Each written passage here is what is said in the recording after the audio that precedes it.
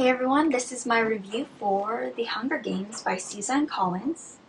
And let's just get a close-up of what Stephenie Meyer had to say. The Hunger Games is amazing. Oh yeah. And it was amazing. She did not lie at all about it. It was fantastic. It was phenomenal. It was wonderful. It was a great read, a wonderful read, and I cannot put this book down. It was a page turner. Basically, you have me and you have the bandwagon, and you have me jumping on the bandwagon because I am in there 100% with those who've been giving praise for this book. People have been putting this series, these books, in their top 5, and I am one of them. This is my favorite book, my favorite series that I've come across so far in the teen fiction genre. So I was pleasantly surprised coming across this book.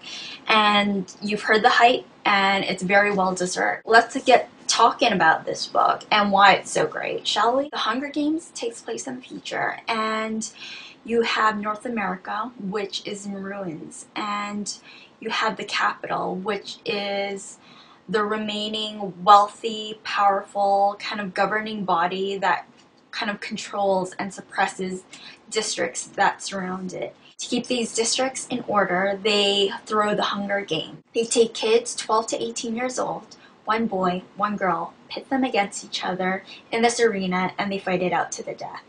And as messed up as that sounds, it was actually kind of entertaining and interesting to read how this world, how these people and these characters in this book kind of just normalize this whole situation. Just reading how the Hunger Games have been going on year by year and how people are just taking it because they're so afraid of the Capitol and what they could be done to them if they're ever out of line. So that's what the Hunger Games is all about.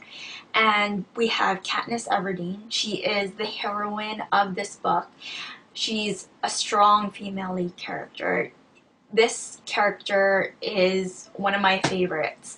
And I say that because usually in teen fiction, the boys usually kind of outshine the main female lead, and it doesn't do it in this book. Katniss Everdeen, she's smart, strong-willed, determined. She's a fighter, this one, and you're rooting for her because she is a tribute. She's a participant in the Hunger Games, and you're just wanting to read more of how she's going to survive this and how she's going to pull through. You have the side characters, which are very funny and likable and who you love to hate, also characters, and I thought it was amazing. I thought the characters in this book were great. The dialogue, compared to the narrative, there isn't much dialogue, but when there is dialogue, it's funny.